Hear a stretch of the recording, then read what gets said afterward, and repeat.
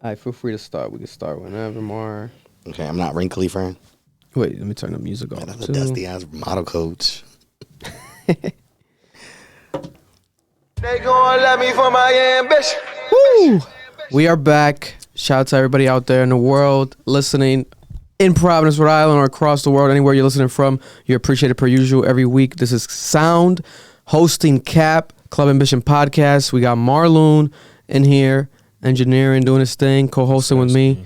And this week, we're going to do, current event, cultural topics as well, but we definitely wanted to have this person come into the studio. He's one of the people locally when it comes to influential entrepreneurs and just people that have actually made an impact, whether it's on social media or even through word of mouth. You definitely have heard of him, especially a lot of females that I know and follow, cousins of mine, friends of friends, have either worked with him, reposted his stuff, or just have shown respect to him.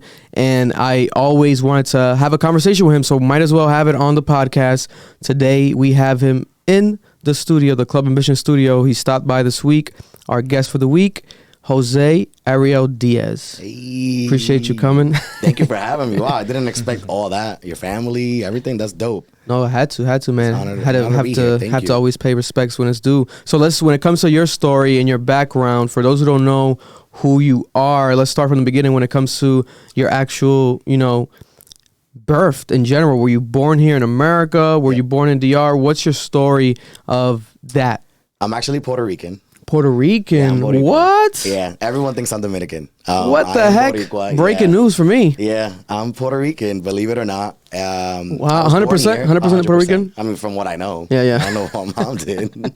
But I'm Puerto Rican. My mom and my father were both born in Puerto Rico. I was born here, women and infants. Okay, nice. And yeah, I mean, how do I begin this? Dance is my first love. You been dancing always since like a kid, small? I'm a hip hop dancer. That's my first love. Oh, wow.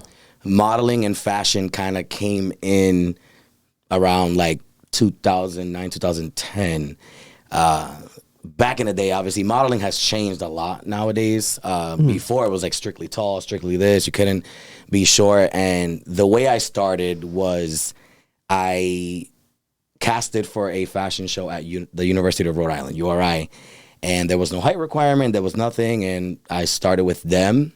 And yeah, I just slowly started kind of like coaching models. And they invited me for another season. And yeah, it kind of took off from there. Wow. So you said you're right, but prior to this, what was your history when it comes to elementary? Was it elementary school? Did you go here? It is actually now called Harry Kazarian. It was Camden Avenue when I went to school. I'm old. Okay. Wow. I'm 89. No, you're I'm not. old. Yes. Oh, you were born in 89. 89. So how old are you now? I'm 30-something. 30-something, okay. Yeah, I'm 30-something. Yeah, I'm 89. I went to Camden Avenue, now Harry Kazarian. Wow. I went to Isaac Hopkins. Okay. And then I went to Mount Pleasant High School. Mount Pleasant. I did CCRI for a little bit. College isn't for everyone. I do support it though. College, go to school, guys. It just didn't work for me. Okay. Yeah. Well, did you do any like specific like years at CCRI? Did you just try it out? Did you do 2 years and transfer? I did a year. Okay, 1 year. That was a rough patch in my life. Yeah. Yeah. Homeless there. It was tough. Wow. Yeah, so I just left it. It wasn't for me. I wasn't mentally there. I was paying. And I said, yeah, I can't. If I'm not mentally there, why am I here? Wow. So bring us there, if you don't mind, real quick, to that perspective of being someone from Providence, Rhode Island. You're grinding, going to school, trying to figure your life out, like many of us are when we're going from our teenage years to our adult years. Yeah. We always, face this struggle of identity. What am I? What am I going to do? What is life going to be? I have people to maybe, to make proud or, to not disappoint. Yeah. But then you said you faced a moment of even being homeless. What was that? What was the situation that you faced in that time of your life? That was when I actually came out, and my mother wasn't as accepting of it. My mom's supportive to the LGBTQ plus community, but something about it being in your own household is a little different. It hits different. And yeah, I had to leave. My mom is my best friend. She's my everything. It's just that was a rough patch for me. And I don't regret anything. I feel like everything we go through makes us who we are. and it was hard. And then after like a year or so, that's when things started getting back together. And yeah, figuring myself out. My dad is in and out the photo. He lives in Puerto Rico. Love my dad. Okay. So I was raised with my mother. So my mom was my father, or is my father. And you know how they say, I'm your dad too. Yeah, single parent household, yep. Yeah. So that was my upbringing. Born and raised, Chad Brown Projects. Wow, shout out to Chad Brown. You know. And yeah, I mean, it's my life is very interesting. Yeah. A lot of people don't expect, not that I put a facade, because I'm very open to anyone and everyone in my social media. Like I show my vulnerability in my social media. Very transparent. I don't pretend to be anything. And yeah, getting into the fashion, it actually started with the mentoring program, the Met High School. I ran a mentoring program called Connecting the Dots. And it was to keep kids out of the streets, and it was every Tuesday and Thursday, I remember. And that's when I actually got my first big opportunity, because at the end of the year, the models get a fashion show. Yeah. And the designer, shout out to Chaco Couture, she invited me to go to Jamaica to style the models and, you know, give them a quick runway class, you can say. Not that they really needed it. They were a little more pro. Yeah. And that was my first big international break, was in Jamaica, Kingston, Jamaica. Wow. And, yeah, a lot has happened since then, but I'll let you ask the questions. Yeah. Wow, that's amazing. So, but you said your first passion though was definitely dancing. Yeah. So, what made you just have like a love for fashion aside from, you know, being talented yourself and being able to apply it to programs and this opportunity such as the Jamaica trip? But prior to that, what made you like, you know, see like, okay, I can do this and maybe I can do this better than I can do this? What made you take that sort of like turn in your direction when it comes to your passions? I'm someone that has very intense ADHD, so I like to be active at all times. Yeah. And I was always told I do too much. And that's something that I thought was gonna hurt me. But I learned as I got older, it's not about doing too much, it's learning how to balance everything. You need to pick a time and place for it. You can do anything and everything you put your mind to. You just have to pick a certain time frame in your life to make sure you execute. A lot of people like to do so much, and then it's like the execution's not there because they're just all over the place. But with the dancing market here in Rhode Island, there wasn't, back in my day, there was not as many opportunities in dance, you know. You were just investing so much, and, you know, not growing up with money, it was a little more difficult. So when I got into the fashion, I was able to control it a little more, because a lot of times people forget you choose to be in this field. You don't have to be in it. So because I'm choosing to be in it, I choose how to manage like my time, my money, and all that 100%. Stuff. So yeah, I just always had a love for fashion. I always dressed a little differently. And I felt like that was my time, my outlet to be like, you know what, let me just go for it. And kind of like fashion kind of took over, and dance, you know, kind of step back a little bit. But yeah, no, it makes sense. It's God. Sometimes you gotta leave it up to God, leave it up to the always leave it up to God. You know, and when it comes to now, what would be your official like title? What would you say if someone were to ask you, who is Jose today? What do you do? What is your official title? What would you say? I feel like titles are popping up everywhere nowadays. There's like, I don't know, there's just a lot of titles. Let me shut up. But I was told that I was a lifestyle coach, because I don't just work with models. It's just models is just the easier way to just say it. But I like to work with anyone and everyone that just wants to build their confidence, that wants to love themselves just a little more than what they did yesterday. Yeah. Obviously there's opportunities for specific people, but that doesn't mean that there's no opportunity for anybody else. So like I have mothers, I have aunties, I've had grandmothers that I've worked with. I've had people that never once did a photo shoot, never once did anything. And to me, that's beautiful. Like that I can just witness someone start from nothing and just be like, wow, like look at that confidence. Like, and I like a challenge. I don't like things to be easy for me. I love a challenge. Yeah. So the more I do this, I don't know, it's just this fire that gets lit under my ass that it's like, yo, you got this, Jose. Like, Yeah. So I guess if you want to label my title, I guess to make it easy to a lot of the viewers, I'm a model coach. Yeah. But I also like to entertain. I mean, a lot of my following actually came from my videos. I do a lot of voiceovers. And that's one time when Cardi B shared me. She gave me like a good 30,000 followers. Shout out to Cardi B. Ooh, can't be mad at that. Sky from Black Ink. I got to work with her. I did Nice. a voiceover of her. She reposted my stuff. So like a skit, like a voiceover like skit. I just do voiceovers of reality stars, and then they view it, and they're like, oh my god, we like this guy. And so Jim Carrey's my idol.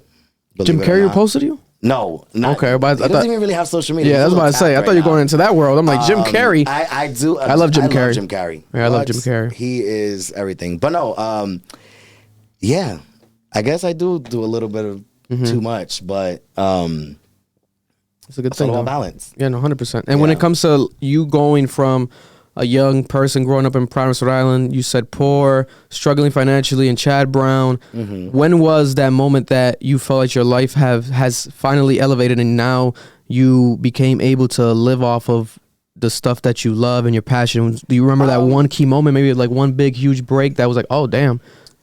It took me almost 10 years to Wow. finally say I'm worth something. Wow. You know, I'm the type of person that I don't really like to give myself, again, titles. I just let my work speak for itself. Struggling is something that we all still go through. I'm not saying that I'm living the best life. You know, I still have my full-time job. But I mean, I felt like I reached a peak when, again, I started to realize my worth. And when I decided to do the classes, it's kind of like, yo, Jose, like, you do the damn thing. Like, I learned so much in your class than what I learned in this agency or this seminar or this. And all I did was spend an hour with you. And I said, okay. So my peak, honestly, was when people started to fly me out. I just recently went to Canada for a pageant. I also do pageant coaching. And I also work with pageant Galaxy International. That's a pageant that literally has opened so many doors for me. Wow. And I've traveled to the UK, going to India in June. Wow. Fingers crossed. One of our international queens is from India. Wow. And yeah, I don't know. I just feel as though like every day I'm just learning more and more. And going back to talking about God and all that, I am where I'm supposed to be. And if I can impact just one person a day, then I did my job.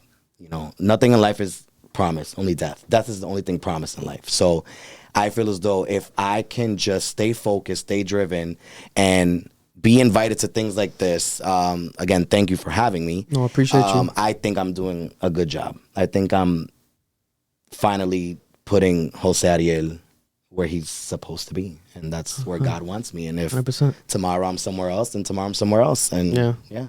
No, 100%. And going back to becoming that Jose Ariel that you are today, if you don't mind, going back to that even moment of, you know, with your mother, of you coming out and then having to literally leave the house, and you also being Puerto Rican, would you relate it to, because I always have this conversation with a lot of people, especially in Dominican households, even just in general, depending, immigrant parents in general, I would say, Caribbean parents for the most part, but that idea of the culture that you grew up in, would you agree that there seems to be such a very conservative type of ideology that's placed on, you know, this generation that our parents lived in, but then now it affects us as, you know, younger, you know, newer generations that are just trying to be ourselves. We might be gay, might be lesbian, but then they come into this crossroads with their parents because, you know, their parents grew up very strict. Let's say in your case, maybe Puerto Rican. Yeah. Was that your situation with your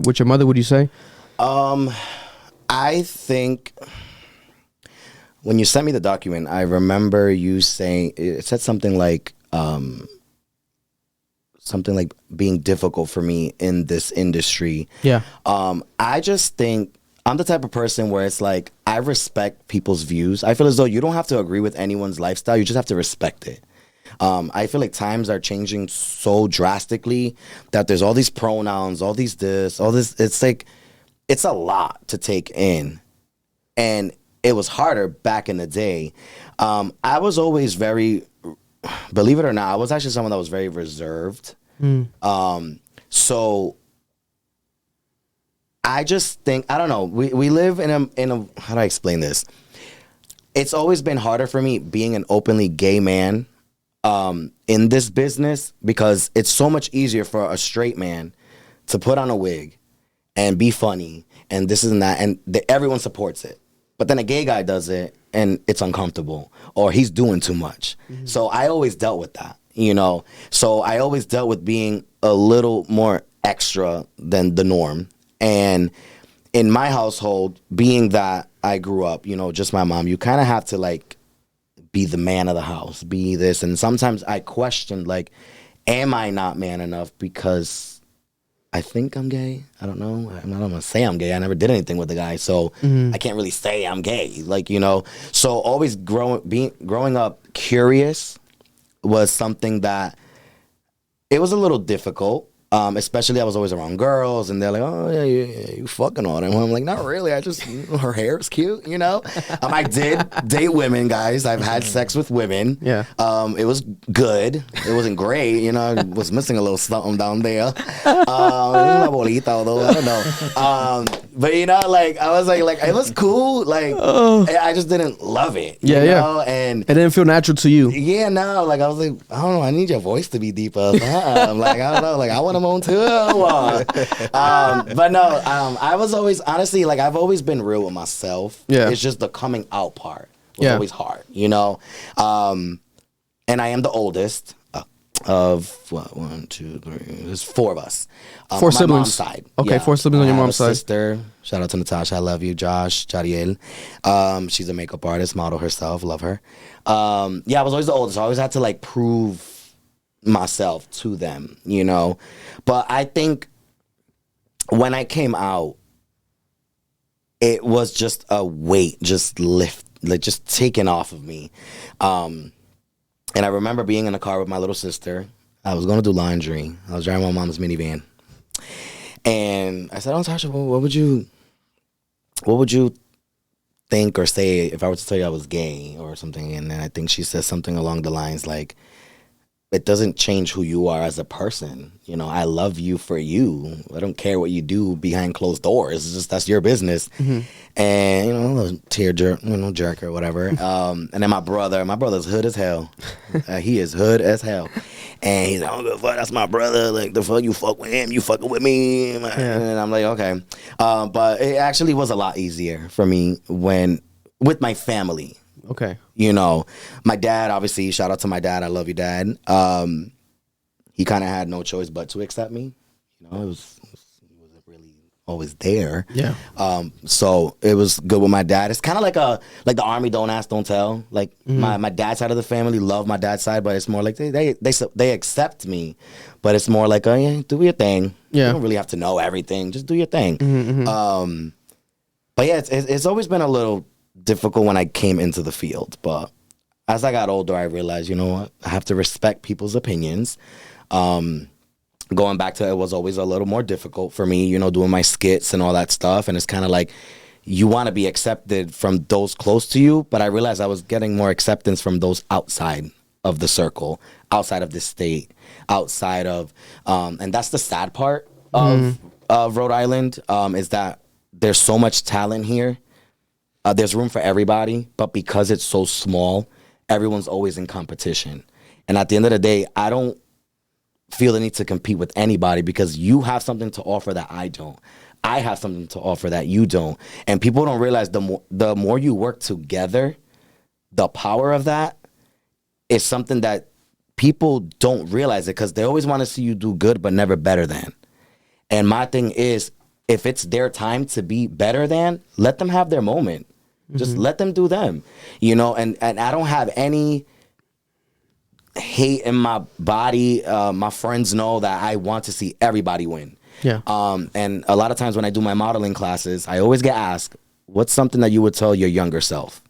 And sadly, I would tell my younger self is I'm going to be disliked for being liked. And that sucks. It sucks because you just want to be good. You want to be great. So people make you shift to become a different person and realize y'all created that.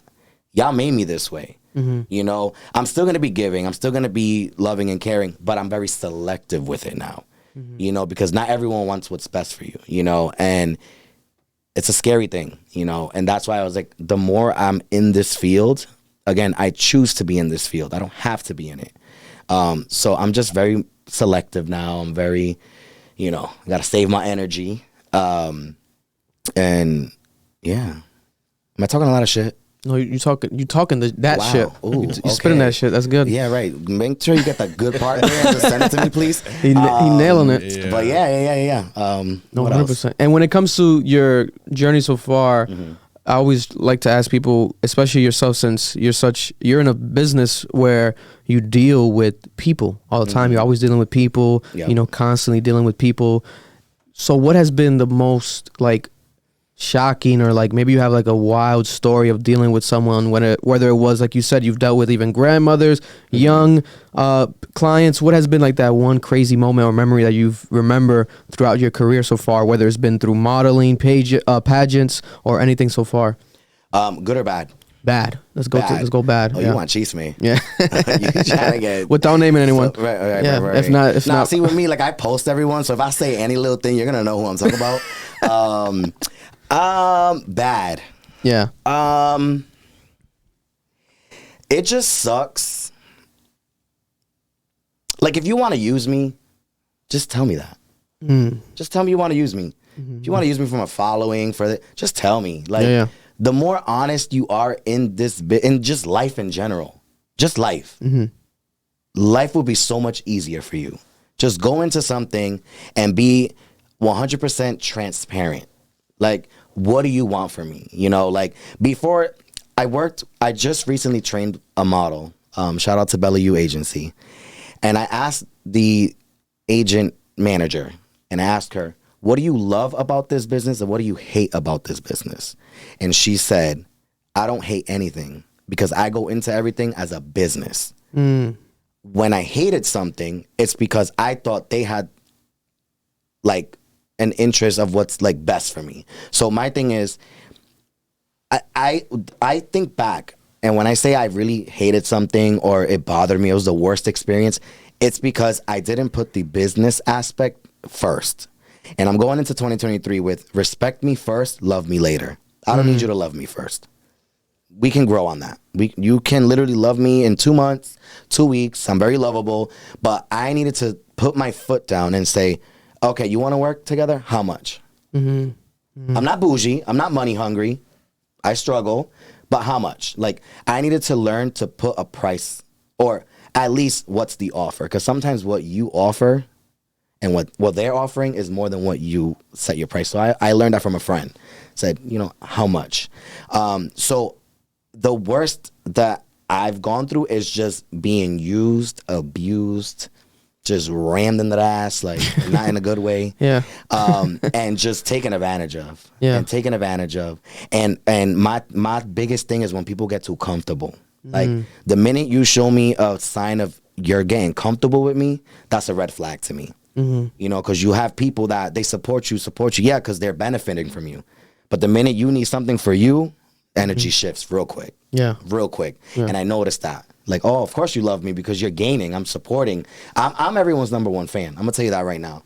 Like, I will literally, like, grab your phone. I will get every angle. I'll be like, that's my friend. If someone comes up to you and yo, you're that guy from, yes, that's my friend. The fuck, yes. Yeah, go take a picture with him. Like, you know, that's the kind of person I am. And I started to realize that I don't get that same energy. It's not reciprocated. Nope. And I started to feel that more and more and more. And I'm the type of person to see the good in everyone. But the minute I fuck up, it's thrown in my face. So it's like, why do I keep seeing the good in everyone? And the minute I do something for me or I fuck up real quick, it's just thrown in my face. Yeah. That's not fair to me. Yeah. Or to anybody. Definitely not. Yeah. So that I would say was a lot of my worst experiences, just being taken advantage of, you know. And I learned that's not going to happen anymore because I have to put my foot down and say, what do you want from me? Mm-hmm. Let me tell you what I want from you. Let's understand the assignment and let's go. Yeah. You set your own boundary. Mm-hmm. You know, he's dropping a lot of gems in here. Jesus Christ. One of the best episodes we had so far. Maybe the best. Honored. Listen. And what would you say to anyone out there? Let's say, first of all, would you say that you're most known? Because I always refer to you as like, you know, being in the model world. Would you say that's like what you're known for the most? Because you deal with models more than anything. That's more my forte. That's the money. Excuse me, the money maker, I guess. But and again, I'm mentioning money too loosely. I love working with charities. I love working with nonprofits. I'm not just like that, but my thing is, if there's money coming in, there's money that needs to be given. There's money. There's a lot of events that happen, and there's things that there's money coming in, but they want people to work for free. You know what I'm saying? Yeah, 100%. Like, that's not fair. Yeah. So, because people's time is valuable. Exactly. Like if we're talking about it, and that's what we established, it's gonna be a collaboration. You know what I'm saying? Come on here. Then we established it. Mm-hmm. But that's where people lack in communication, and then you're hearing, "Oh my God, I did all this and I didn't get paid." That's your fault. Yeah.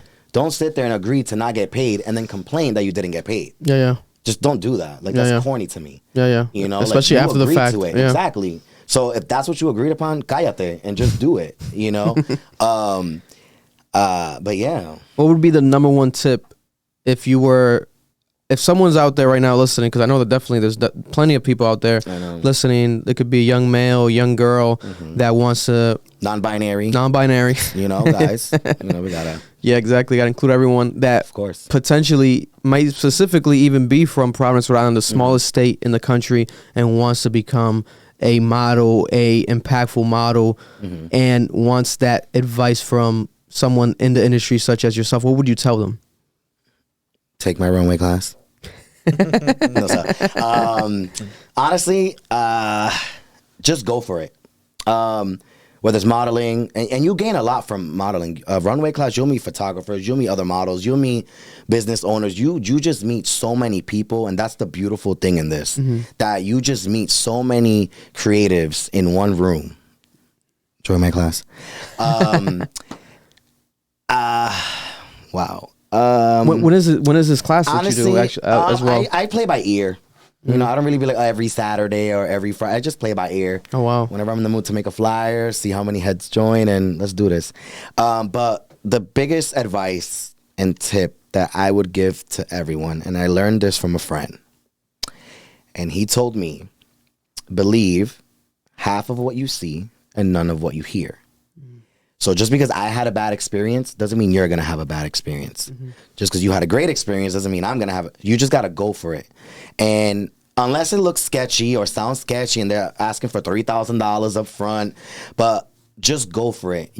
And support people, guys. Like, it's really not hard to support people. You supporting someone can bring you that's just of energy thing. It's a vibe. It's an aura thing. Yeah. If you genuinely support other people, you're going to get in return something good out of it. Yeah. You know what I'm saying? And just make the best out of every experience. Just literally any opportunity that comes your way, milk it. Yeah. You know, I just did Fashion Week in October in LA, and it was very expensive. But again, I chose to do it.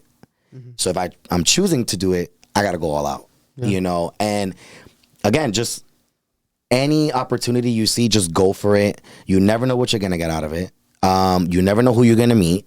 Don't judge it by who's running it, where is it located. Because let me tell you something, I've done a lot of shows in the hood in New York, and I've gained more from the show in New York in the hood than the glamorous event for the pageant held, blah, blah, blah, et cetera, et cetera. So just make the best out of every opportunity, milk every opportunity, and just mark your spot. Let them know you're there. Yeah. You know what I'm saying? Because at the end of the day, they're going to talk regardless. So give them more of a reason to talk. So just make sure you let them know that you're there. Yeah. You know, just take on every opportunity. No, 100%. And then when it comes to the actual home that we both are from, what was your favorite thing about Providence, would you say? My favorite thing about Providence? Listen, I love home. I travel a lot, and I love coming back home. I don't know. It's just, it's home. And in Providence, there's just so much going on. And I feel as though, again, once you focus and tune out all the negativity, there's so much going on in this beautiful city. And there's so much talent. And there's just, we're a vibe. Providence is a vibe, you know? And again, once you tune out all the other shit that happens in any city, a lot of people be like, oh, it's my city, I'm gonna go to New York. There's shady people in New York. There's shady people in LA. There's shady people everywhere. Yeah. Home is what you make it. Where you go is what you make it. And Providence, to be honest, I just love it. I love that you just bump into heads everywhere. Like, oh, I just saw you at levels turned up. Now I see you in the like what? Like, so you just bump into people all the time. I do hate going to Providence Play Small though, because I'd be looking dusty as hell, and then that's the day and the time that I'm seeing everybody. Yeah. Yo, he's catfish. He don't look like Instagram. But I love my city. There's not much to say about it because it's dope. I love Providence. Yeah. I love Providence. There's a lot of dope people in the city. Yeah. You know? And going back to what me personally, I remember, I feel like I heard about you beforehand, but definitely. You mentioned your family earlier. I got nervous. I'm like, oh, I've worked with his family too. Damn. Oh God, geez, he already knew who I was. When it came to my first like encounter with like your full on like seeing like, oh, this personality, this person was, I would say, when I saw the video that went viral of you on Caso Cerrado. Oh my Lord. I was trying to avoid this conversation. I had no lip fillers. On Telemundo. I had a fat neck on the show. Listen, Jesus Christ. It's still the link in your bio. Listen, I clicked on. You're right. I clicked on it. I think it has like 3 million views now on YouTube. Classic TV show. How did that go about? Like yourself even, you know, ending up in that position to be on the show. Like, do they film? First of all, do they film in Florida? From what I remember, Miami, yeah. So what made you? What was the position that you put yourself in, like, to land this appearance? Shout out to my stylist that's here with me, my amazing friend Alex. That blazer you guys saw in the episode. Shout out to Alex. He styled me. So Caso Cerrado. That's something that, believe it or not, has impacted my life really intensely in a good way. Yeah. So I just spit. No, you good. I didn't see nothing. I didn't see nothing. You definitely saw it. It was thick as hell. Wow. So I had a DM from this beautiful lady. I forgot her name. Shit. I'm so sorry if you're watching this. And she DM'd me and she goes, hey, have you ever thought about doing reality TV? And I'm like, of course. I love acting. I'm a jokester. I'm a mess. And she sent me the information and she said, you're not going to get the case just yet. But it's a Caso Cerrado. I'm like, what? I'm like, my grandma watches that all the time. You crazy? Wait, hold on. As long as I don't get no case, like, oh my God, he don't flush the toilet, I'm suing him. Like, I was hoping it was not going to be something corny. Yeah.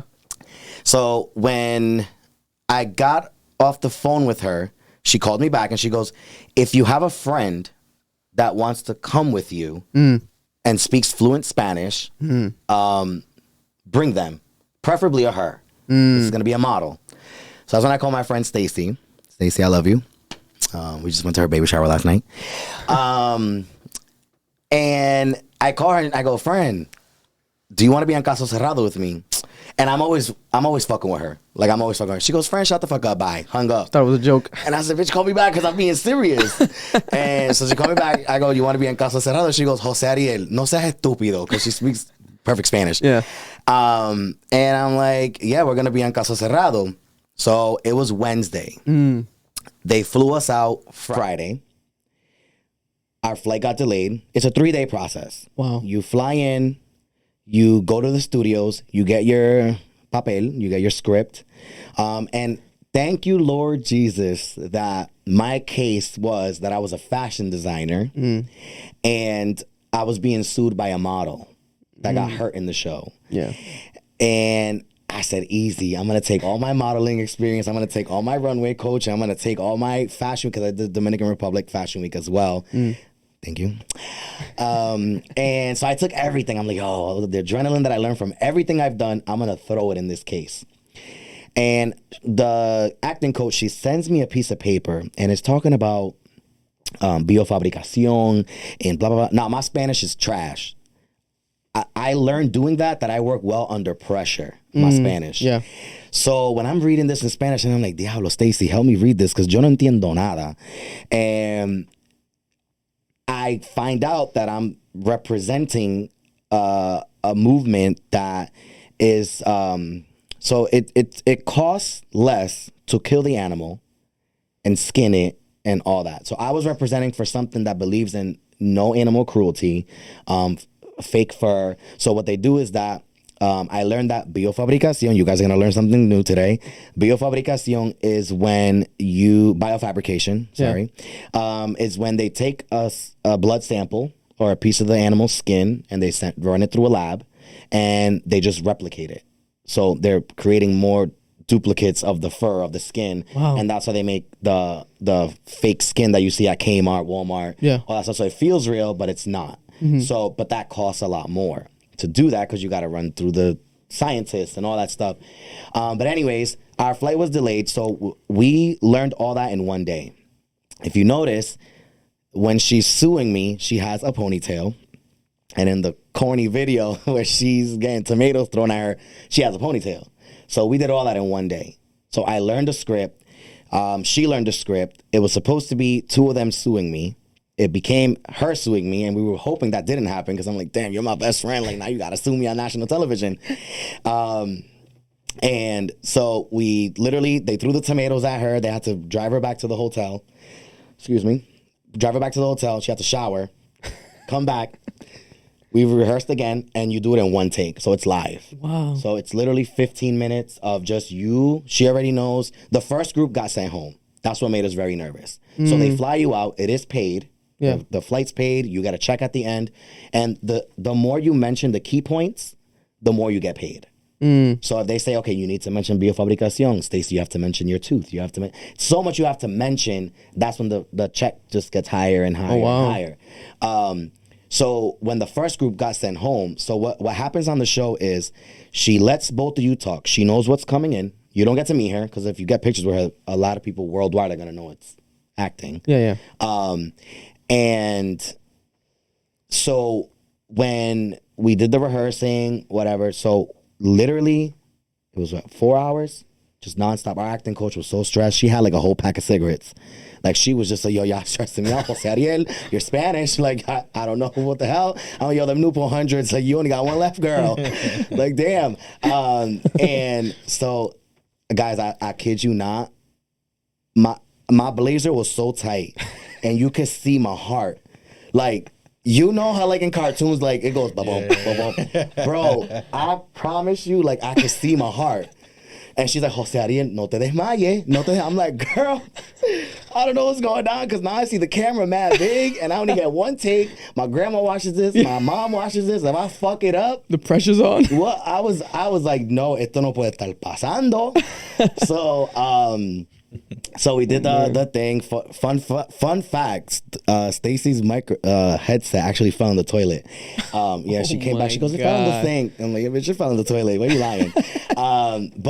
So the first group got sent home. So what happens is when you watch Caso Cerrado, you see the plaintiff and the defendant. Damn, I don't know English now. Damn, I'm mad Spanish. The plaintiff and the defendant, you have to both speak first, and then she goes into a commercial break. Okay. Yeah. Commercial break is the camera just going around for 5 seconds, and then we're filming again. Yeah. So the first group, the guy forgot his script. But she knows what you're going to say. She's just going off of your vibe. Everything else that we add, like when she was calling me a dumbass, stupid, like that was just her. And I'm like, damn, I hurt. But damn. So you kind of like not free ball it. Improvise. There we go. So the first group, he was just getting stuck, and she goes, "Oh, Joel, okay, you know she sued you for $30,000, but why? What happened?" And he's like, "Oh, because and she's like, "But what happened?" So she goes, "Oh, we're gonna take a quick break," but the other person didn't get to talk. That means he fucked up. Damn. So we're watching them literally in our changing room, just go there with the heads down, and they got sent home. Damn. So the acting, no one got paid. So Wow. they paid for their flights, they paid for their hotel, they paid for their food, their travel, and Expensive. no one got paid. Yeah. All that. And so now the pressure's really on. And then the other girl, she snuck in mimosas. I really shouldn't be saying this. So anyways, yeah, so we just had to wing it. We had to literally like, okay, Stacy, Juanita, what's her name? Juana. We just had to like practice. Then next thing you know, we just boom. And then during that quick break, our acting coach was the water refiller. So she came in to fill the water, but she's telling us, yo, you're doing good. Like, okay, now don't forget how much they paid you. And don't forget this, and call her a bitch, cuss her out. And then she went to Stacy, did the same thing. And yeah, it was the fastest, most impactful 15 minutes of my life. Yeah. They gave us the option to use our real name. And we said, let's use our real names because it's a case that is going to showcase our work. Yeah. You know, I did get a lot of DMs like, oh my God, me encanta tus diseños. Oh my God, I would love to model for you. And I'm like, you can model for me, but I'm not a designer. And so, yeah, so we pretty much milked the situation, and it was a beautiful turnout. People still send me screenshots, screen recorders when they're playing in the laundry room, in the house. And yeah, because it's like one of those shows that get reran all the time. Forever. Yeah, it's forever. Like one of those like lifelong TV shows. So yeah, that's how that was. We learned it in one day, and that actually was the light of, okay, Jose, you can actually do some things like this, and you work well under pressure. So, and yeah, after that we turned up. That was great. I remember seeing that everywhere. Yeah. And did you actually meet her afterwards or anything? No, like you don't Maria get to Polo? Meet her. You don't get to meet her at all, because that's when the pictures will get leaked. Yeah, like that's true too. Like who in real life takes a picture with the judge? That's true. You know, so you don't meet her. The one time, if you play it back, and when I went up to her, I stuttered so bad. I knew the words so clean. And when I went up to her, I said, Bill, ¿qué es eso? I had her say it because I freaked out. And then that big ass camera, it was crazy. And yes, I ended up, that was right before COVID. And Juliet, the casting agent, she actually took me on board. And I started sending people there. And you guys actually had someone on the show that I sent. Shout out to Chelsea. Oh, wow. Yep. So I sent a lot of people from Rhode Island. And I got my little cut That's from fire. that. So it was a good year, but they ended up switching casting agents and all that stuff. So yeah, new team, new management. But I ended up staying in contact with the team. So wow, that's great. And what was that feeling the first time? Were you aware at the time that it was like, not real, that it's fake, or did you? Were you like in that crowd of people that still believed it was real, and then you got that DM and you were like, oh, okay. What I did learn from the production team, obviously she has her degree. So she knows her stuff. She knows everything. She just actually, majored in entertainment as well. So she kind of took everything. And so the purpose of the show is to raise awareness to a lot of real life cases. Our case was a real case. It was in Chicago, I believe.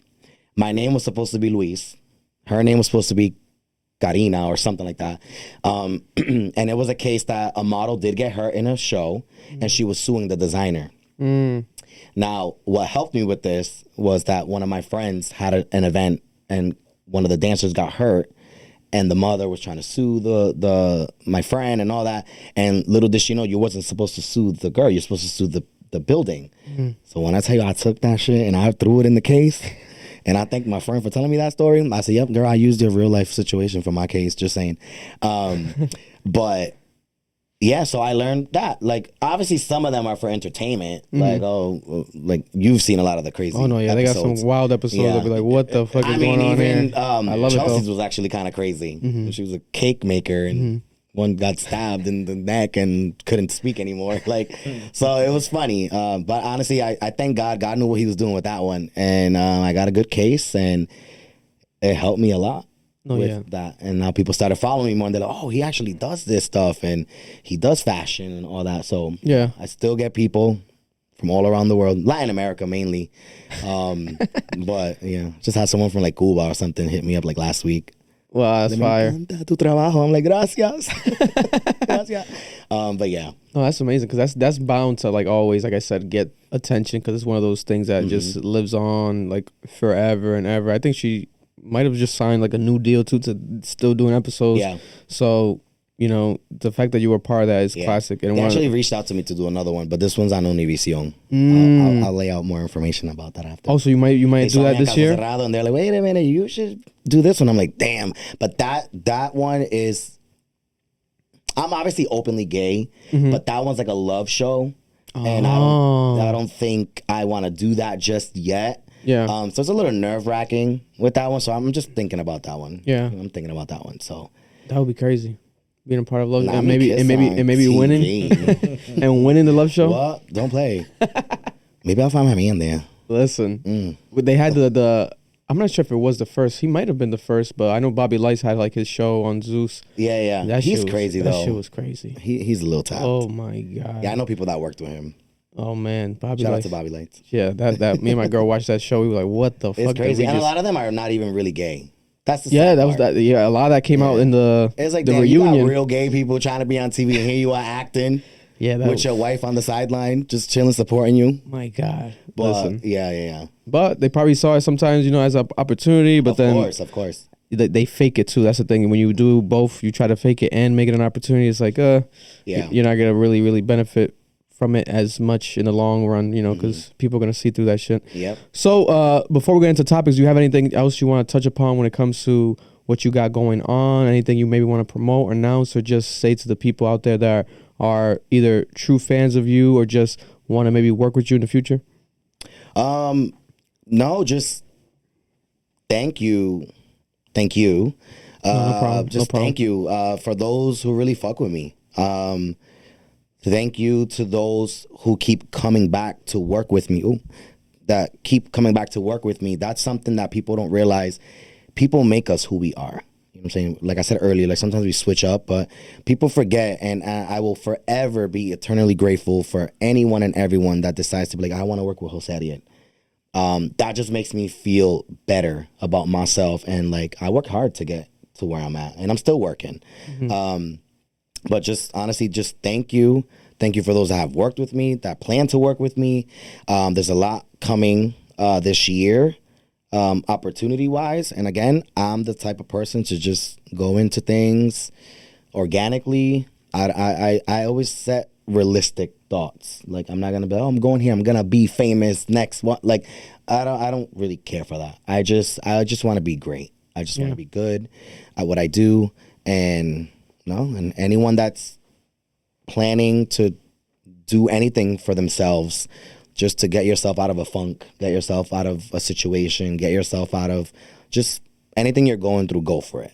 You know, I've so many moms came up to me like, oh, my daughter was just going through a depression, and you just took it out of, like, whoa, like your videos got me out of, so I had a few people actually, and I'm super emotional, like with shit like that, because I've had people take their lives. I've lost people to drugs. I've lost people, family, like everything, So for someone to tell me that I got them out of something just for being myself, it's like, what the fuck? Like, that's dope. Like, and I didn't do it for anything. I just did it to do it, just to have fun, be myself, give advice. You never know who you're gonna impact, and everyone has a story to tell. Everyone has something that's gonna impact someone, and I'll leave it on that note. Just whatever you want to do for yourself, go for it. You never know until you try it. You know what I'm saying? You 100%. Never know if the grass is greener unless you hop the fence. I don't know. Like, just go for it. If it works out, it works out. If it doesn't, don't do it again. Yeah. 100%. But yeah, that's my... No, I agree with that. Especially, we've gone through our fair share of people reaching out, especially throughout the channel, through the content that we've made and being inspired. Literally, saving lives. And to this day, it's something that I always will be, I'll take that to the grave with me, like being like, wow, like I really helped someone from potentially like killing themselves. Like that's such a surreal, feeling, because we all have either faced on full on that feeling of that, suicidal thoughts, or just, maybe just depression, everyone, I would say, even if they don't admit to it, I feel like as a human on this earth, we have to have faced some sort of questioning of who we are and what is this. And, so if I or you, anyone as a creator, especially authentic creators like ourselves, where it's just being ourselves, we're able to push someone past that feeling and let them, stay on this earth and help them stay on this earth. Yeah. I think it's something that it's all that really matters. To be honest, that's the true currency of what we do. Yeah. So shout out to everybody out there. But let's go and get some topics and get Jose's opinion on these topics. Oh, Lord. I want to get his perspective on this stuff. I think it's gonna be. My opinions get me in trouble. So I don't know. We want trouble. Fuck it. Let's keep it authentic. If we it's like enough inspirational shit. Let's talk shit. So for starters, let's keep it kind of more on brand with ourselves being Hispanic, and specifically yourself being Puerto Rican. Yeah. The biggest artist in the world currently is Bad Bunny. Of course. Bad Bunny, as of today, it seems to have been that he has deactivated some accounts. He's showing signs and leaving messages in his bio saying, "Me van a extrañar." They're going to miss me. So he's leaving social media. As of today, January 9th. He did say about a couple weeks ago that he was potentially going to retire for the year or something of that nature, not drop music because he dropped plenty already. But now he has officially left social media, and it could be because of that statement that I just stated, or there has been obviously a huge outcry online and people discussing him and his addiction of taking phones because it didn't just happen one time. It happened multiple times, that he had an encounters with people in Dominican Republic because that's where he does his annual trips for New Year's. He loves celebrating New Year's in DR and Santo Domingo, Casa de Campo. So while he was out there for a couple nights, he had encounters with fans and he had, he was emotional. He wanted to take the phones away. He didn't like being, having the phones in his face. Happened multiple times. And people have had their fair share of comments on it. Whether you say, I think I saw you said you were 50-50 on it, right? I was 50-50. So let's talk about that. I was kind of more on, I understood the first one, but even through discussions, as this played out, because for those who don't know, Spanish households, especially Dominicans, Puerto Ricans, we love gossiping. We love talking about the shit happening in the news to my father and my parents. Well, I don't either. I love it. When it comes to my father, he was like, yeah, but he didn't have to throw his phone in the water. He didn't have to throw the lady's phone in the water. That was her property. Taking it away is one thing, but throwing it in the water. And a couple of my uncles were feeling the same way. And I was like, oh yeah, I guess, Yeah. I didn't look at it like that. It definitely was pretty wild, but like Marlon said, you got to get a good case, a phone case. You got to get an OtterBox. Right. I heard when you said it, I'm like, he's an ass for that. Marlon went viral. People love that. You got to get an OtterBox. Listen, real talk, bro. It's just, yo. Let me ask you this: you're walking down the street, you're minding your own fucking business. You got someone, shoving themselves in your little posse and shit, and putting a fucking phone on your face. How you gonna feel? Okay. I agree, but I just feel like Bad Bunny has so many people wrapped up con un fist. Everything Bad Bunny does is perfect. Bad Bunny can kiss his backup dancer and there's a guy and he's not gay. Yeah. Nope, Bad Bunny's not gay. He is not gay. But let someone else do it. Yeah. They're gay as hell. They're this, they're that. And I just feel as though going back to, and when you're straight, you can do that and it's okay. Or maybe it's depending on the person. Yeah. Bad Bunny. Bad Bunny can literally do anything. Yeah. With the phone throwing, I get it. The whole imagine someone in your face. Okay, you're also famous. Yeah. So you get that all the time. Yeah. He probably had a bad day. Yeah. And I replayed the video. What did she say? And I felt so bad because she was so happy to put her phone in his face. Yo, she was on 10. And you see her face go from smiling to with a quickness. And then I hear the guy in the background, loco, te pasaste. Went too far. Yeah.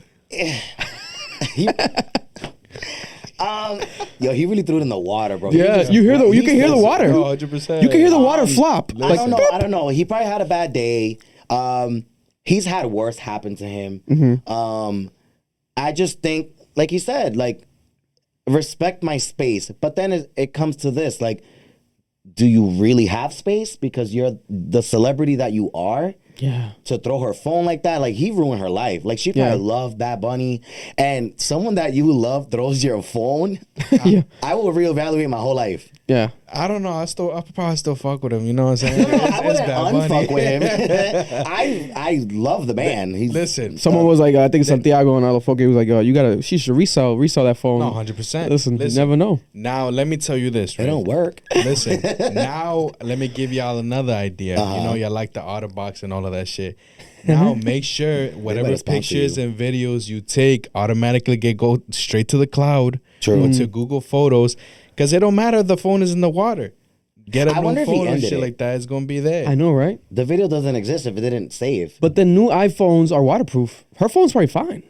I'll repost it and I'll cut the part where he threw it. She probably has that video and hasn't posted it nowhere yet because she's probably so traumatized maybe by it. She doesn't want to release it. Traumatized about what, bro? Listen, if that's someone her you fan. love and admire She throws your still phone. fucks with him. I don't give a fuck with. Trust me, she still does. Listen. She's still reliving that moment. I don't know, man. She's still hyped. Again, I'm still 50-50 because there's certain things I've done where I'm like, damn, I shouldn't have said it that way or done that. I Yeah. just had a moment.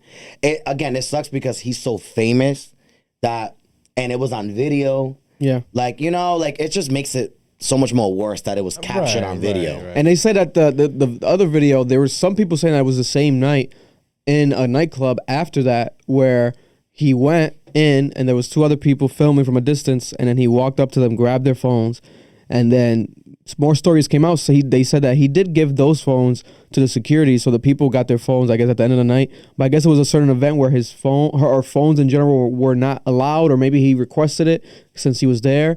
But do you guys think that this is what has led him to now delete social media? No, I think 'cause Like facing backlash on social media? Like, I'm gonna delete everything. I feel about Bad Bunny doesn't give a shit about that. But because he was in an interview before, I gotta send the link, and he stated about him taking a break. Yeah. That he wanted to just be normal, chill, and just live day-to-day life. He got the money, and he still has endorsements coming out the ass. You know, so Adidas.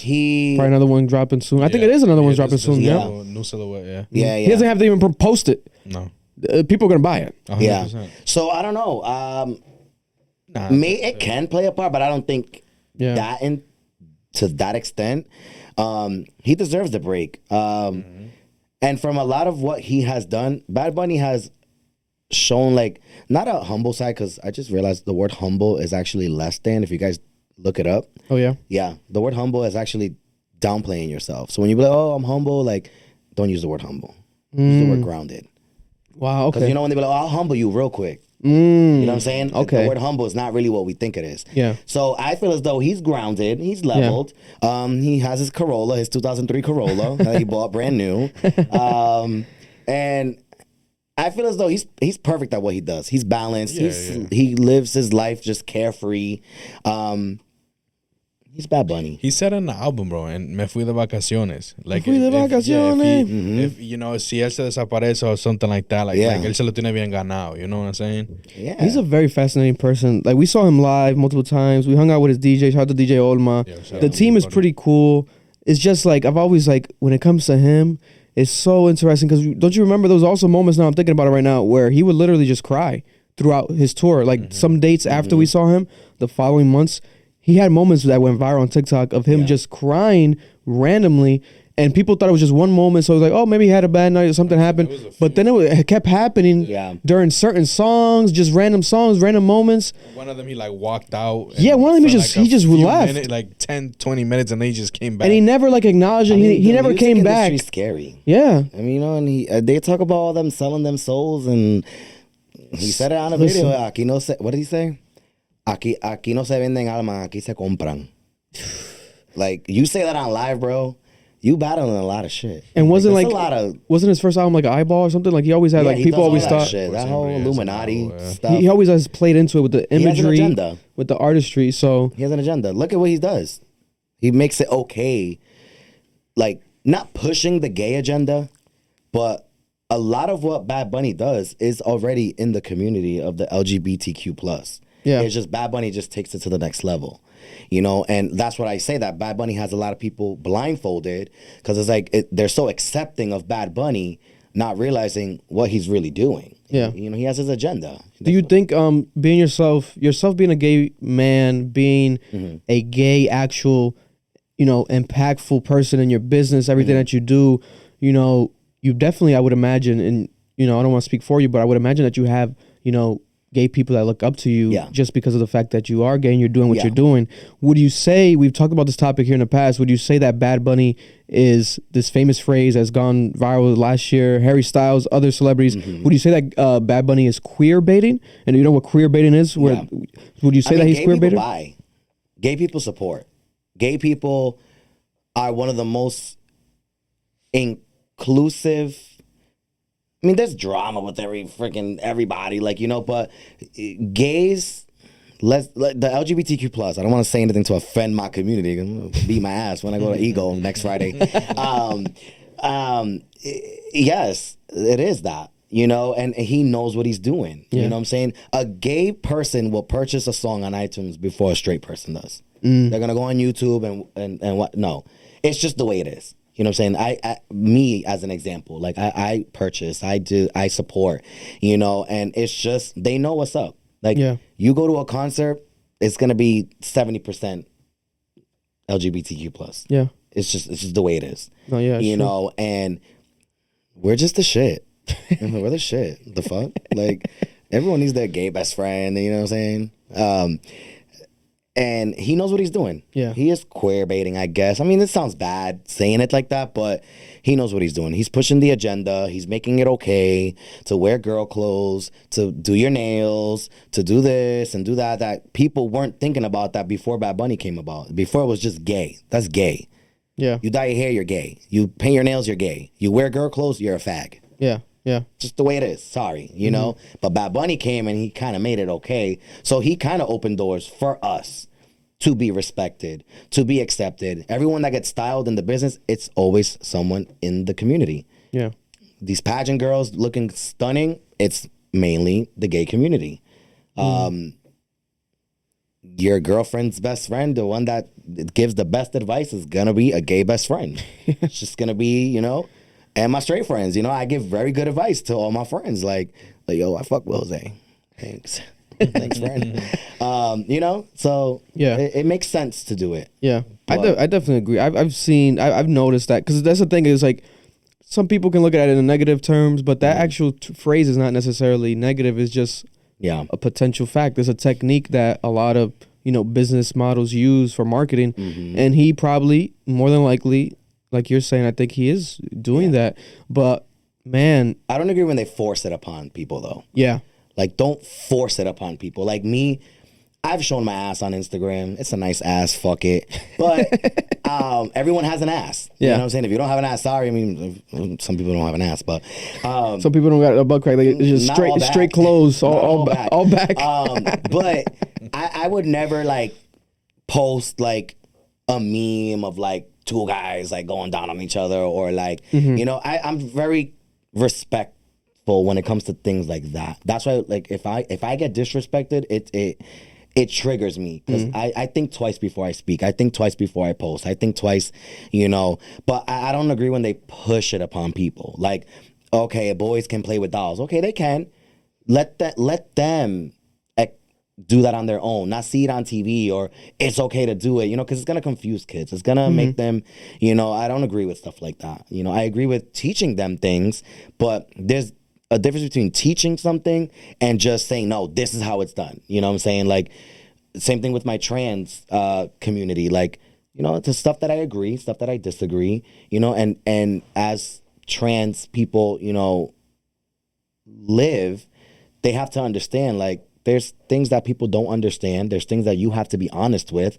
And there's things that if they don't accept it, they don't accept it. As long as they're not disrespecting you, it's okay. Yeah. Not everyone has to understand what we do in any life. I don't know. Yeah. No, 100%. I agree with that wholeheartedly. But I think it's he definitely has been a vessel to even make people, whether you are gonna judge him, etc., you're gonna have that conversation at least now of identity and sexuality. And it's been a very interesting thing. He definitely, like you said, has been the most impactful, I would say, especially when it comes to the Spanish community. We've had different people. Prince, has always done that, but Love him. He's the way Bad Bunny, like, to the point of literally kissing a man, like, that was like What do you think? as far about what that. do you think? Is that gay? Is that no? It's Bad Bunny. Like, I've always thought that he definitely, in my opinion, I think he is bisexual to some extent, because it wasn't just because of that moment. I've always felt like the way he would sort of address his relationship with what's la novia Gabriela. The way he would answer about it, because I literally watched every single Bad Bunny and when she interview. goes on live, she threw a few things in there, like That live was very, like, giving, and I've always felt like he, like myself, is not judgmental and is very just accepting of everything, but he would sort of like just steer it towards a way where I felt like he wouldn't want to answer something straight up, and I'll be like, he probably is bisexual. He's and we saw him live. When you see him live, the way he would interact with his dancers, even like caressing them and touching them, I'm like, okay, it could be for show, but then I'm like, he probably is bisexual, and that's okay. I don't think that is our business necessarily, but then it became everyone's business when like he's kissing a man. It's like, that's when you're going to get everyone like, oh, I knew he was gay this whole time. I knew it. He was gay. And then you're going to get people, he's being gay on purpose just to sell records. He's going to the devil now. He's on the devil's side. He's a demon. Oh, he was on the devil before the guy. That was his best friend. People were killing him when he dressed up as a girl for I forgot the song. Yo Perreo Sola. Yo Perreo Sola, the music video. You know what I'm saying? He was good as a girl. It looked natural, and it looked amazing. Great makeup. Queen. It gave My Face Is Gonna Be Beat. Yeah. And that's another thing. He paid homage to that. Yeah, no, 100%. And the thing is, men that love that. There's men that love men dressed as a woman. Yeah. And Bad Bunny just created and exposed that fantasy. 100%. There was, not saying you guys, but there's men that were like, yo, not for nothing. Bad Bunny looks good as a girl. And there's the thought. There's already the curious thought. Now you're already curious. He knows what he's doing. It's just the way it's supposed to be for him. No, 100%. And it just in that space of, I see it in DR. I think we saw recently a clip that we were talking with the guys of in DR. There was like a guy that went viral that he was getting pranked, and it was like a transgender going up to him, and they were telling him like without letting him know that it was a transgender at first. He was like, oh, do you like her? Would you date her? Would you go out with her? And he was like, yeah, I'll totally do it. And then eventually they revealed it was a transgender, and he was like, yeah, I don't care. I'll still do it. And they were like, oh, but have you done it with a transgender? No, but I don't mind. And they were making it like this sort of like amusing like spectacle, and then people have their opinion on that. But then it's just that idea of that being a thing, where it's like, hey man, if it is up to him, it's his own thing. I feel like it's just a energy thing. If you feel like you feel comfortable with that, especially if it's like a full on transgender, someone that's completely trans, no pee. They did the whole operation. They felt like they were female naturally, so they became a female when it comes to their private parts and everything. So you are gonna be having sex with someone that has the female parts. You're having sex with a female. It's just a transgender female. That's gonna be a whole other episode. That right there, that's a topic. That is a topic. Listen, and I'm also someone, I've never been like out here, etc. I've always been a relationship person, so I've always looked at it like that. Whereas like if someone, when it comes to like love, if you fall in love with someone, you like, who are we to necessarily judge if they feel like they love that person, whatever they are? You really have no say so in that. You have to let that just situation be. That's where it just gets tricky for me when it's like not love. Just be honest with yourself. Yeah, exactly. Like, I don't know. Just it gets messy when you're not honest with yourself. When you start doing things on the low. When you start doing, and it's okay. I've dealt with my DLs. Like, what I'm saying? Like, I've dealt with those, and that's okay. That's okay, but not really. Yeah, it's kind of like it's gonna get to a point where it's like, just be honest with yourself.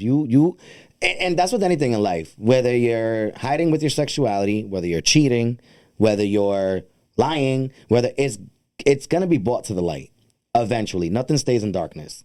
And I feel as though just be transparent with yourself, with your homies. If you think you're a little curious and you don't feel right telling that to your friends, then they're not your friends. I don't know. It's just, you just gotta be honest with yourself. And then the more honest you are with yourself, the more you'll weed people out that aren't meant to be in your life. I don't know. It's just be honest with yourselves. But again, it's just the the world we live in, it's crazy because it's like a contradiction. Because a lot of people say, wow, but the gays and this is so accepting now. And this is changing, but not really. Because there's still people that are even more closed-minded because it's so out there now. You know, and I think that's where it gets a little tricky with that topic.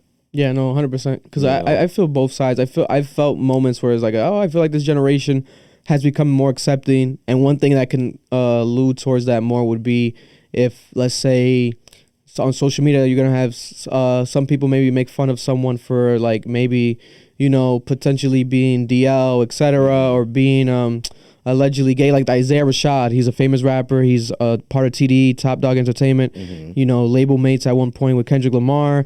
And then he had a video that came out of him himself recording it, you know, getting head from two men, and people were like, whoa, he's gay. And then some people try to make fun of it at first, but then you had the majority of social media coming to his defense, like, hey, God, it doesn't matter if that's his business. Like, why are you guys? And then making fun of people that were making fun of him. So they were like, and I was like, oh, this is a good sign. Like, you know, especially when it comes to the hip hop community, I'm like, this is going towards a good path of progression.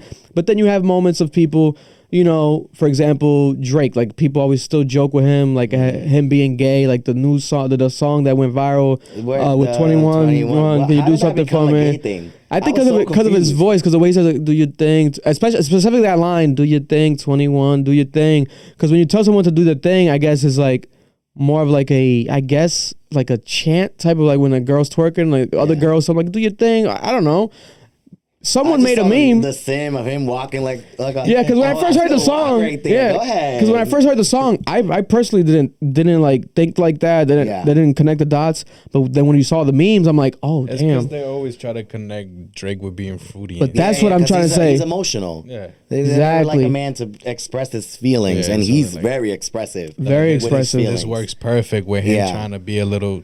Fuck it, let's run. And no matter he has a kid, no matter how many, you know, we know he's definitely had sex with plenty of famous women. No matter how many stories come out, people still always, you know, try to like downplay him or like say something negative about him and tie it with him potentially being gay. So then you see moments like that. So I'm like, okay, there's not really progress there because like that's, you know. But I think maybe some people might be like, oh, because there's always been a rumor like there's like a major rapper in the industry that's huge that other people who've been in the industry are part of the industry, just not as big, maybe have slept with them or been around them, and they always say it. And this has been from credible sources that there's someone that's down low, that's huge. And people always say that is Drake because, oh, it has to be Drake, right? I swear it's Jay-Z. That would be crazy. Imagine. Kanye? Yeah. There was a rumor that Kanye had sex with who? I think it was Jeffree Star at one point, and then Jeffree Star was like, no. Listen, with the whole that DL shit, it's like, it's so frustrating sometimes because you know how many times I've been in a room with someone that I did something with, and I'm like, what up, bro? Like, shut the fuck up. and then that same person would be like, nah, fuck that gay shit, da, da, da, da. And then, what you doing later? Wow. Like, you just said fuck that gay shit. Okay, fine. Yeah, because we've seen it like in shows and movies and stuff like. Yeah, like. Love and Hip Hop. Half of them they like boy booties. Yeah. I was when I was around a few of them. It's like a little flirting that goes on. Oh, you like boy booty? Hold on. Gays call it the bussy. The bussy. The bussy. I've heard that from the bussy. Fact, I've heard the it. bussy. Yeah, but people always say that about Drake. Yeah, Drake. Like we've had a theory years it's ago. The business, bro. Like they're around it all the time. Yeah. And here's the thing. I dated women. I date men. So no longer a woman. You just no, right I now. have girls all the time. Like, just one more time, please. Yeah. So you never been like full on bisexual. It's just been straight gay. I don't believe in bisexuality. Okay. I think, and this is what I stand by with my LGBTQ plus community. I feel as though it's already confusing enough with being straight or gay, but being bisexual. But now they're using the term gender fluid or whatever. But yeah, that's why Isaiah Rashad said. Older, and when bisexuality was a thing, I feel that just makes it more confusing. At the end of the day, you're gonna like one more than the other, you know. And if you're in a relationship and you're bisexual, are you happy? Are you looking elsewhere? Because it just creates more thoughts in the human entity to do more stuff. So I don't know. That's just confusing to me. That's just, I don't know. I agree though, because I agree with that aspect. And the more you say it, because yeah, man, it's especially me personally, I would never be with a girl that's like, you know, also into girls. I know some guys they joke with that, or they might be serious, like, oh, I'll love it if my girl. But it's always brings okay for another a girl to around. be with a girl. A guy is with a guy is like, oh, he's gay. Yeah, because people always say girls that. can always be guys, kissing a girl, and guys love that shit. They can do whatever. But guys then, always want 3 ways with girls. 2 girls. But then what if your girl wants a 3-way with another man? Oh no, I'm not gay. It's like, oh, then bro, you can't expect. You know, there's no rules. Yeah, there's no rules when they're already broken. That's the issue with today's society. People want to create rules, but you're already breaking it because it's just not that it's not normal. It's just like it's too much. Like, how you gonna say I'm gonna have an open relationship, but don't you fall in love? And Fridays and Saturdays, you're mine. And Tuesdays and Thursdays, you know, you're that person. Like, there's really what? Yeah. Then it's not open. At this point, you're just single. It's like the SZA song, The Weeknd. You got people Tuesdays and Thursdays, but then you got the Weeknd people. It's like, hold up. Yeah. It's complicated. It's too much. Hi, Bad Bunny. Bad Bunny, man. Listen, but, you know, if Drake, whoever the case may be, someone is down low, you know, God bless, more power to them. Well, whoever it is, hit me up. I won't say anything. Listen, and then, you know, like you said, you know, it'll come out eventually. Things come out. So, like, if it does, whatever. This man right here, the poster I have, Tyler Creator, always played into that that field, and people still think that he might potentially be gay. I think he might be. You think he might be? Yeah. I don't know. I just, again, all of them in the music biz. Yeah. I love the way he does it, though. I really respect it because he does it from a point of where it's like, it's amused and entertaining, but it's not like making fun of the gay community. He plays into it and makes fun of almost the straight people. Like the way he did that freestyle, making like Funk Flex feel uncomfortable. And like, he was so like just comfortable, just joking with these terms and like just saying this stuff. But then obviously he could potentially be. We've never seen him with anyone. So I think there's always like a white guy that's blonde that's always around him. And people always like on Twitter, they say that's his boyfriend. But at the same time, it's none of our business. You know, Right. Who gives a fuck? it's none of our business. But I love Tyler though. That's another person that people always say that he could be the down low, famous rapper in the industry. But time will tell. Or if we don't know, again, it's none of our business. So God bless. But let's move on to some other topics real quick. Let's stay close to home. So in Rhode Island, I want to talk about this breaking news that happened. I want to say yesterday, but it broke today. The news of this neo-Nazi situation. I'm not sure if you're familiar, but there's been this like neo-Nazi group in Providence and Rhode Island in general that's been trying to make their headlines and just subliminally and then literally making their presence known in Rhode Island. Last year I covered it when they went to protest literally at I think it was a library around Cranston, and the police were going crazy trying to help the people there because it was like getting violent. And then they all had their face covered, so no one knew who, like, couldn't I really identify these people? And then they eventually disappeared. But a couple days ago, literally over the past weekend and Friday, there was a spree of flyers with this neo-Nazi white supremacist group promoting themselves, and it was literally inside of the mailboxes of people in North Kingston, some houses in East Providence. They literally just woke up to this flyer, you know, whether it's on their doorsteps in the mailbox of this neo-Nazi group in Rhode Island promoting themselves, and police were investigating. But then what ended up happening aside from this was there was one specific local official that received an email that had a photo of a noose and it had the words, "It's coming." And it was tied to this neo-Nazi group, white supremacist group. So now Rhode Island police, state police, and investigators are looking into this because what does that mean? Especially something so cryptic. It's coming. What are you doing? What are you trying to say that's gonna potentially happen here? we've seen it all happen, right? Especially in New York, bigger cities, you know, even middle of America, there tends to be like random shootings, always something happening. Rhode Island, we haven't necessarily faced nothing like this. No. That's when they be like, put Rhode Island on the map. I'm like, please don't. Please don't. Because the minute something's on the map, that's when shit starts happening. Man. Let us stay in our lane. Listen, no bullshit. Because now that it's popping, people know about Rhode Island. now that it's popping, Rhode Island's popping more, getting more attention now. Now we got this neo-Nazi white supremacist group saying it's coming. Like, That's the shit, yeah. What is coming? That's gonna What is coming? overshadow What do you everything think's else. coming? I think that we're more than likely going to see a potential similar situation to how we saw that protest that happened at that library.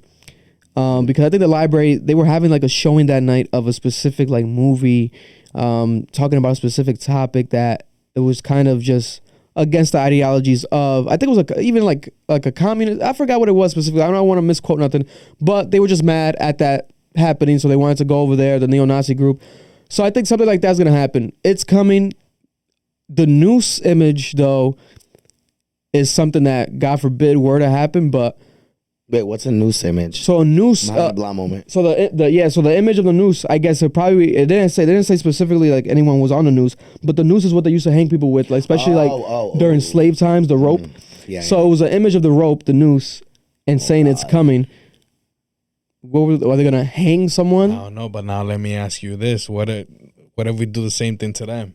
Yeah. Are we bad people now too? You know what I'm Well, saying? hang them? No, not hang them, but like I'm saying, reciprocating that type of energy. Oh, Be like, oh, you trying to come for colored people or this yeah. Hispanics or whatever? All right then. What if we see you and shit like that? We gonna beat your ass. Yeah. Are we wrong for that Yeah, now yeah. too? You know what I'm saying? You know what is crazy too with that? I always felt, and I don't know if you guys will agree with me.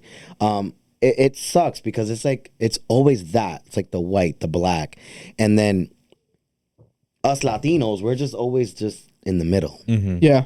Like we're not cared for, but too cared for. Like we're always just there. Yeah. So it's like when we got affected by this, obviously because we're technically colored, it sucks seeing shit like that. Like, cause it's kind of like, damn, like, why does shit like this have to continue to happen? Yeah. Cause like me, I see it all, and I'm always in comments and not in them, but like I read them, and it's like, damn, no one's really coming at Latinos right now. It's like except for the immigrant stuff with Yeah, the Trump ICE, and- every time the ICE situation. But my thing is like, so off topic, but not really. Like I have family that supports Trump. I have family that supports Trump.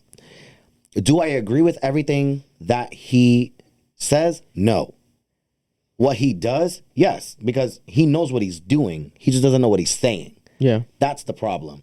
And there's a lot of times where they were like, okay, he said immigrants. He didn't say Guatemalans, Mexicans, this and that. Yeah, he made comments, but the comment was in general.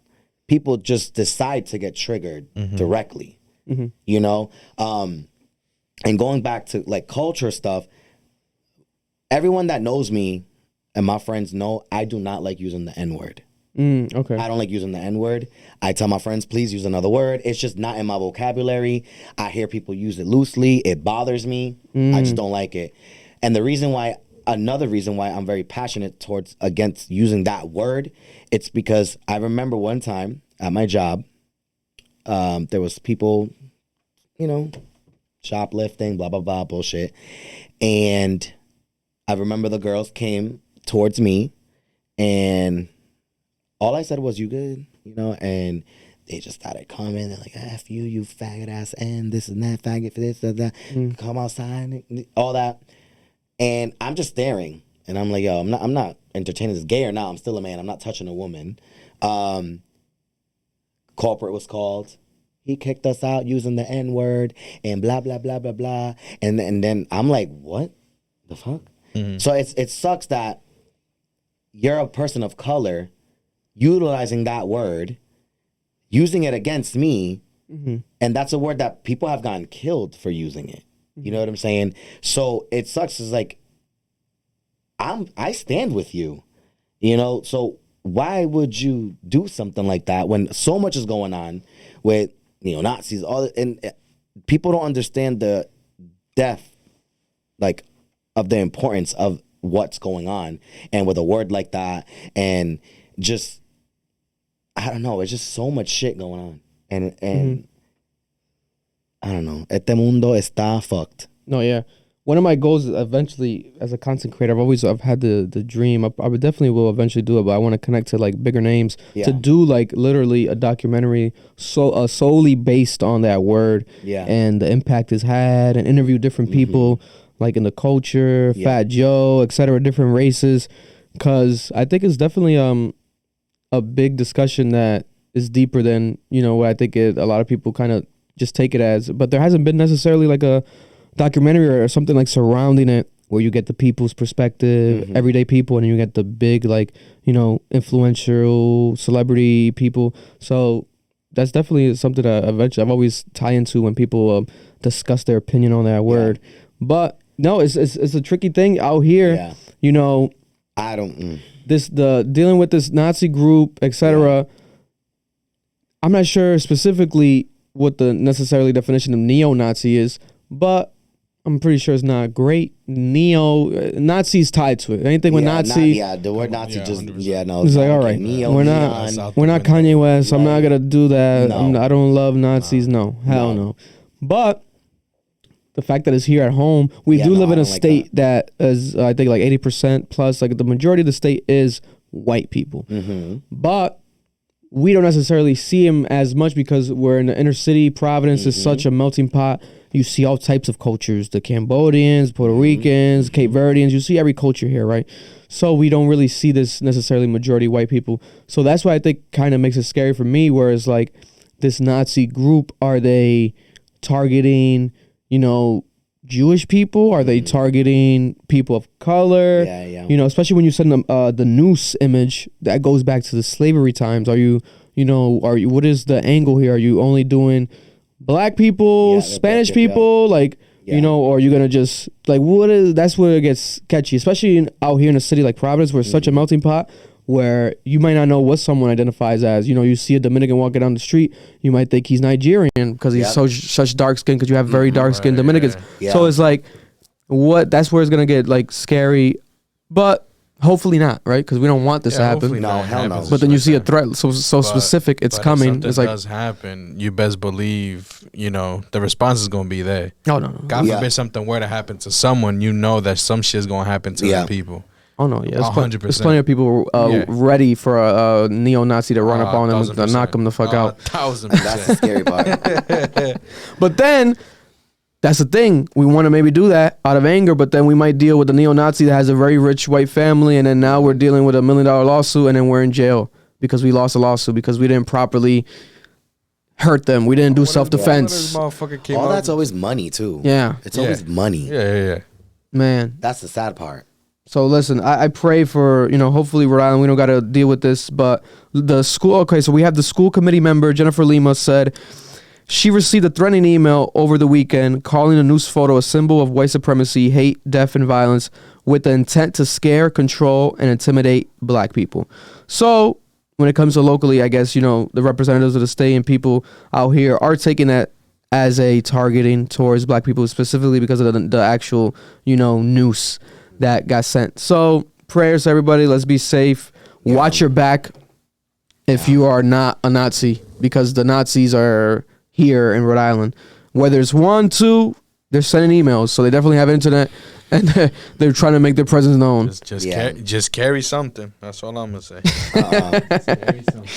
Un machete or something. You gotta carry something you can hide and you can use. Man. So let's talk about this real quick. Breaking news over the weekend: this child that had a gun. And I'm gonna pull up the actual link to get the specifics and the actual information. But this was, what do people say? Another day in America, gun violence again, but in a very specific fashion when it came to this child that we never have really. I don't remember. Is this the shit about the 6-year-old? Yeah. God dang. I don't remember dealing with something like this specifically. 6 though? Yeah, 6 years. 6. Like 6 or 7. Well, we're gonna find out right now. He's not even 10. The video that I saw is something about 6. Yeah, we're gonna find out right now. Wild. Right here. Vamos ver. Because the fact was that the way I heard about this was because it went viral because of the females, the lady, the mother. I think she's a mother to a person in the school. Her actual clip went viral speaking. It was just natural, raw. But she said, I think, the wrong age. So that's what confused me. But it doesn't matter. It was close enough, and her point was just very strong. Is the audio connected, Marlon, to the... Let me connect to the Rodecaster. Let me see. You want Bluetooth? audio? Yeah. Make sure the Bluetooth button's on. It's on. Okay, so it should connect. That way we'll be able to hear it here through the speakers. You can see it, too. Is it connected? It's not connected, no? I mean, it's on. It's like still loading real quick. Do do do do do do do do. Make sure I get it.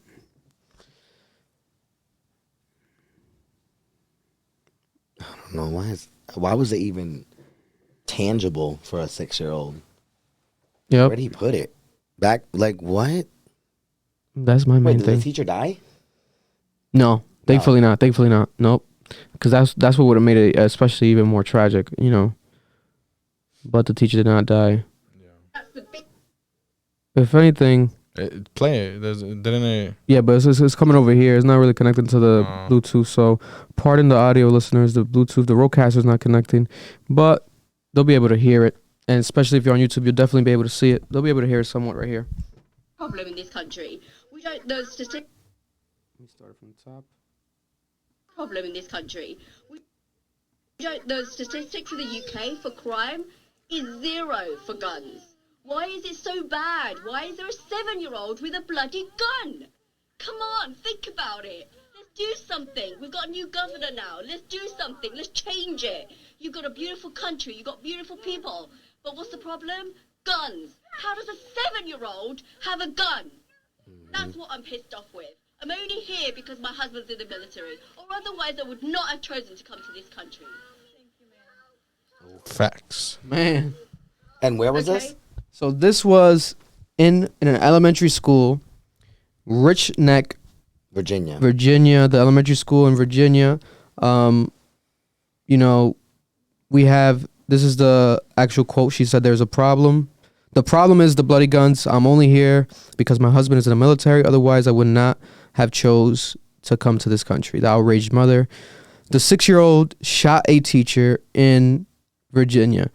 Now, people, you know, this was literally top of the year, the biggest the only major gun news story to start the year that we've heard of. That we've heard of, right?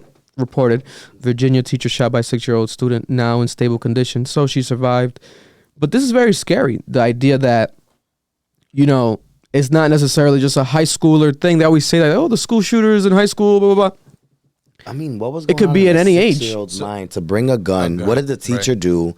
Like, fuck. What are the gun laws in Virginia? Oh, yeah. Well, Virginia that's not the South, right? No. Virginia is kind of on the way to the South. But I know definitely in the South, you It's kinda obviously, considered it. you have the open gun laws, like in Florida. Like, it's very, you know, it's So nowhere saying. near strict compared to New York or over here, even though here is pretty open as well. We just have the age restriction here. But I doubt that legally a 6-year-old could have a gun. That's what I'm saying. It's obviously the not at age. 6, but what I'm saying, like, if it's one of those things where it's like, you know, they're open to it, like the parents just, oh yeah, I own like fucking 50 of them and shit like that, and it's easy for them to get it. You know what I'm saying? Oh, like yeah, it's something yeah. that They they probably see grew up from with a guns. young age. Yeah. Exactly. True. Yeah. You know what I'm saying? Compared to here, is like, yeah, you could go buy one, but it's like, for example, if you want to have like open carry or whatever like that, or concealed, you have to go through like a tedious procedure and stuff like that, and you know what I'm saying? Compared to other states, that is so much easier. That is true. I mean, if anyone's listening is from Virginia, because we definitely have listeners from all over the world, definitely comment on below, share your opinion. What are the gun laws that you guys deal with?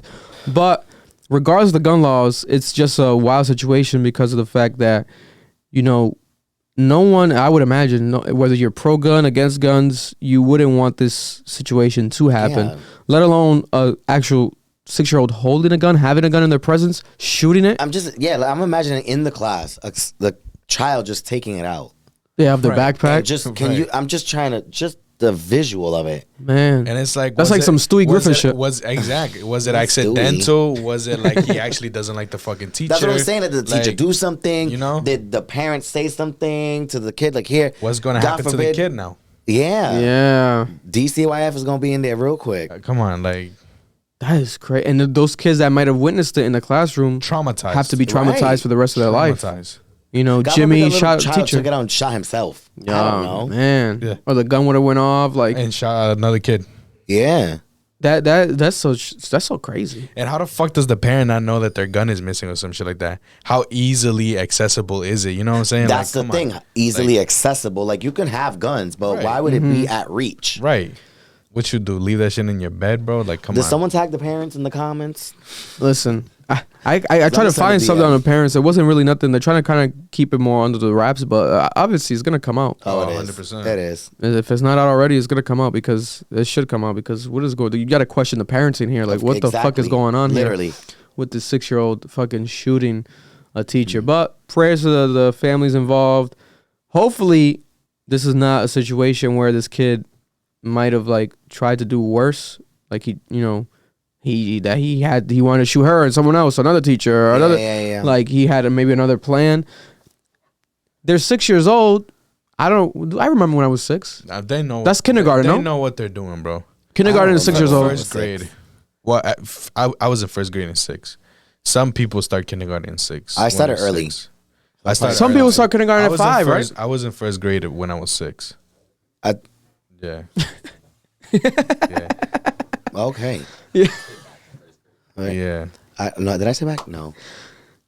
So it's like you know what you're doing when you're 6. Man, I'm not saying you know the consequences. Yeah. But you know what a gun is. Of course. No. You I know, would imagine. You know what the trigger gonna do. You know what I'm saying? Like, I just want to know, like, did that teacher do something to the child? that's what I'm saying. Yeah. Like, like, I don't want to Yeah. think like that, but it's like, I'm trying to, like, what would motivate the child to bring a gun?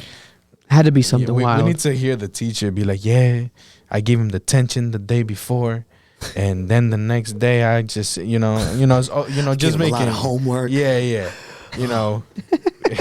It's not a joke. It's not a laughing matter. I might but- stop. No, we can Edit that laugh out. because of the fact that at least God bless the teacher survived. Obviously, Yeah, if she no would have one been killed, it wasn't like a mass shooting.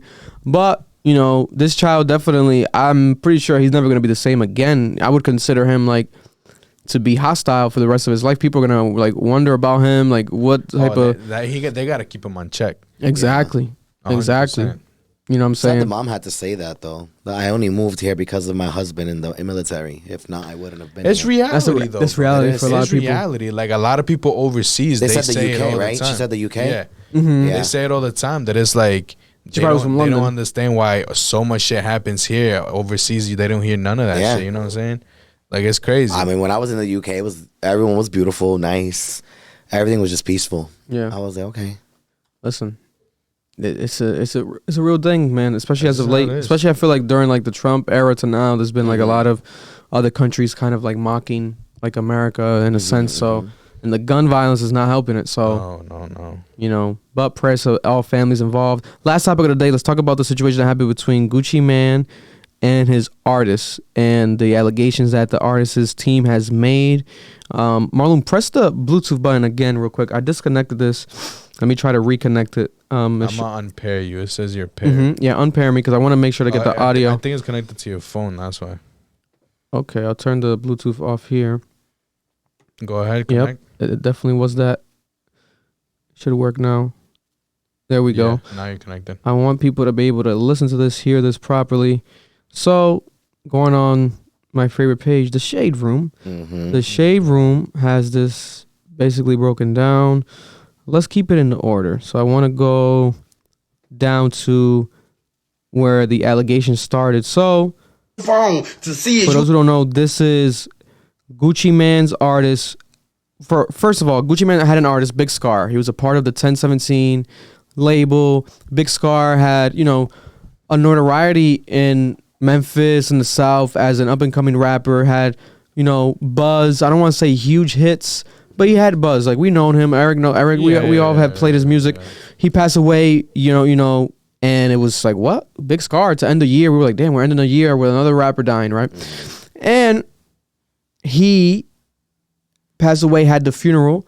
So people were like, okay, is Gucci Mane maybe going to be there? People, is his artist. And then we have his friends and family doing lives, Big Scarr's friends and families doing lives on our Instagram. And they said this, they said this about Gucci Mane. The minute that them folk called your phone to see if you were gonna pay for the funeral, you blocked them. That's not real, cuz. On God, that's not real. You ain't straight. You ain't straight. That's them folk. Come on now, cuz. You plucked. On God, that ain't straight, cuz. You on here trying to act all real. You post this car talking about some long live him, bro. You ain't do nothing, cuz. On God. And you ain't getting them chains, cuz. You can't get them chains. There's no way you can get them chains. It ain't no way that's happening. Come on now. Because he's saying multiple things. So he's saying that Gucci Mane didn't But when they text you and ask you about Scar's funeral, cuz you told them folks that Keisha's birthday coming up. Y'all rich. Y'all can celebrate her birthday any day. Come on now, cuz. You playing with my brother like he just dead. Like, come on now, cuz. You playing what, bro? My brother just ain't no you can. Nah, bro, my brother mean something to us. What you mean? This ain't that and you not getting them chains, bro. But when they... So he said multiple things, basically saying that Gucci Mane wants the chains back, the 1017 chains back, allegedly, Big Scarr's chains, his label chains back, and then that Gucci Mane didn't pay or send any money or care for the funeral, saying excuses like, oh, such as he said that Keisha, his wife's birthday's coming up, and then people were like, what? That's what? Why would that? That's random. Come on, people are like, the receipt was that. Yeah, so Gucci Mane's wife, she posted the receipt. Yeah, she spoke for Gucci. She always holds it down. She's very, very dope. I'm a fan of her. Shout out to her. And she has come out and literally provided receipts backing up what tends to be, I would imagine this seems to be the truth, that they did actually, support. They sent, they have receipts literally sending $10,000 twice on two separate occasions. One is on the 30th of December of last year, and another one's on January 2nd. Sending multiple, in total $20,000 to the actual funeral home to pay for a funeral. If you look it up online, the average funeral, when it comes to the burial and arrangements and everything, ranges from $6,000 to $10,000. Yeah. So $10,000 should be enough to pay for a funeral. He sent $20,000, right? Yeah.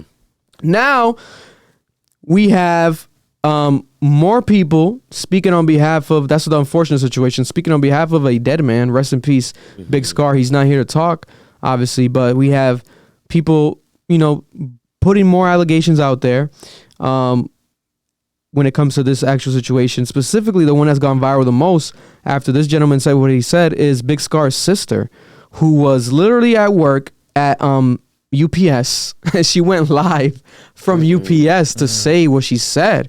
So listen to this. This is this 10K ain't deal about obituaries and flowers, boo. This ain't here with no obituaries and flowers, boo. 10K ain't. My brother was way more worth, baby. My brother worth more than 10K. Yeah, Gucci son 10,000, and it was somebody else on another 10. So it was 20,000 in all. And we ain't get the flowers. I don't give a what nobody say.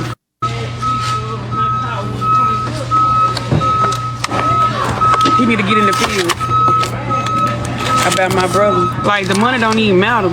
You asking for the trains back. But anyway, the funeral will get paid for regardless. That little ass money, that's why we say he ain't help us. I'm gonna talk about that BMW posting receipts, none of this. Yeah, he sent 10,000. That 10K, like I said. So he sent the 20,000. She's saying 10,000, but obviously he sent the 20,000. We have proof. And then she said there was no flowers. And then we have Gucci Mane's wife again posting more receipts. There was flowers, and not just any flowers, 5 foot tall flowers for the funeral that literally had the label 1017 on them.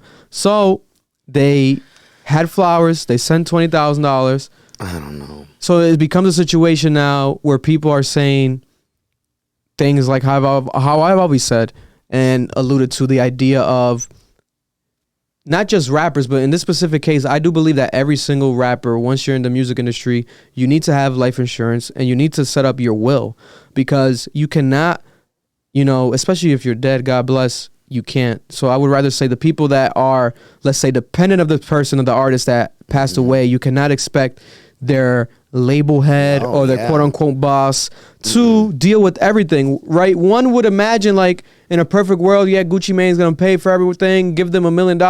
That's not reality. And he actually played. He gave them $20,000. This should be more than enough. I don't like how she downplayed the amount. Like, he really didn't have to do that. No.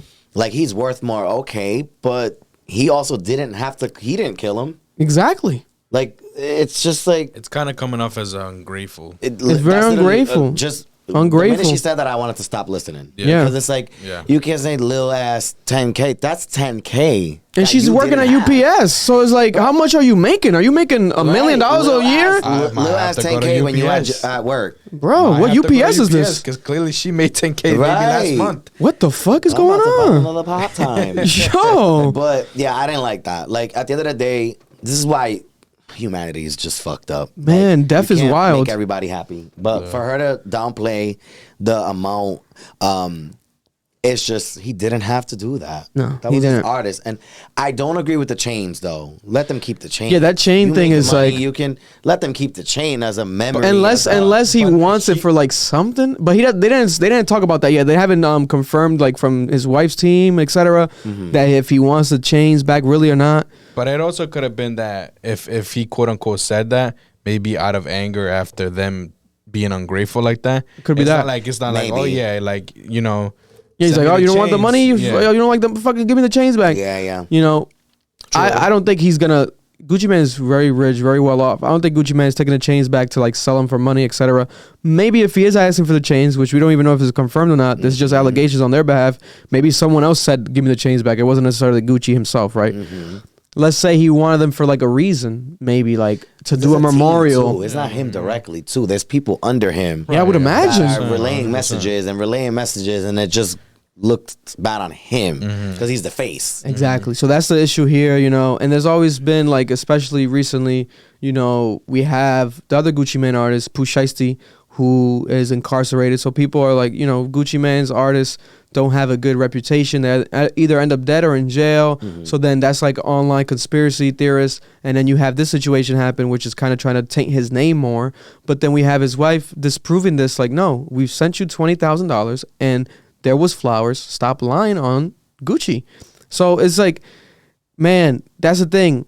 Going back to that, make sure if you are a millionaire, if you are a major celebrity in the game, such as, being tied to being literally Gucci Mane's artist, you have to set yourself up and set your family up for the day that you are no longer here, because you're not going to be here forever, especially if you are, allegedly they're saying that he, I believe, was involved like in drugs, like he did drugs, he was addicted to pills, so they're saying that he could have potentially died that way, because it wasn't at the hands of gun violence that he died. That's what I was gonna ask you. How did he die? I think they were saying that he potentially either overdosed or something like that, because they just found him. Correct me if I'm wrong in the comments. But let's say if that's literally the case, it's like, all right, man, you have to be more cautious. But he was a young man. He was young. I think he was younger than us. I think it was like 20. I think it was like 22, 23. He was younger than us. So, God bless the family, the Big Scarr family, and God bless the Gucci Mane family. And I'll tell you one thing for sure. No matter whatever side you're on, I'll tell you this much. You can't deny the fact that you can say whatever the fuck you want about Gucci, but his wife is going to clear that shit up fast. He don't got to say shit. I don't think he has said shit. She's fucking holding it down. She's like, hold up. Literally the receipts. You can't argue with a receipt. I don't know. Bro. 2 receipts at that. 2 receipts. 2 receipts and a photo. Bro, so, and that's the thing. This becomes bigger and a bigger news story than the fact that he died. This has been a thing for the past 2 days. He died. They made it a thing for a day. Now this is dragging it, and it's like such negative. Like, let that man rest in peace. Let's let that man rest in peace. So shout out to everyone that's a fan or family members, whoever's listening. Prayers to everybody involved. And that's the last topic of the day that we have it. Cap episode 66. It's been a pleasure to be here with Jose, our guest. I think it was amazing. 10 out of 10 episode. Oh. I would say. I'll give it I'm a honored. 11 out of Thank you for 10 having me. if possible. Oh, wow. I set the bar high. Wow. Episode 67. Let's see what's up. Listen, our first guest of the year. That's Oh, a wow. fact. That's Yeah, a first guest of the year. Because last 2 weeks, I think we didn't have guests. We just did topic breakdowns. But I want to start the guest up again. I got this month book, starting next month booking as Awesome. well. Thank you. So I made sure to have him for the start of the year. And yeah, any last words for the people out there about any of the topics or anything today in general? No, just make this your year, guys. Stay focused, stay driven, stay determined.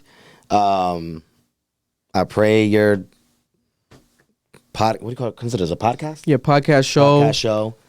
A little bit It of just everything. A little grows movie. and keeps it going. Because listen, your videos are hilarious. I don't know how you keep a straight face for half of your interviews. It'd be hilarious. I appreciate as it. hell. But no, thank you for having me, and shout out to everyone supporting these two gentlemen. Thank you. I just pray it continues to grow. You are one of the, if not the best podcast show from what I see in Providence. So I pray it just continues to grow and you continue to get amazing guests. And yeah, thank you everyone who's tuned in from my platform. And yeah, thank you again for having me. It's been an honor, and thank you guys. I appreciate it. It was a pleasure. And there we have it. As I say every week, we appreciate you, love you guys. Stay safe out there in Rhode Island, to the world. We see you next week. Cap. We're Remember, out. you see a neo-Nazi come towards you, Bye. slap the Yeah. fuck out Yep. of him. Was it the nuke? The nuke? They gon' let me for my ambition. I'm trash. I'm like, what is a nuke?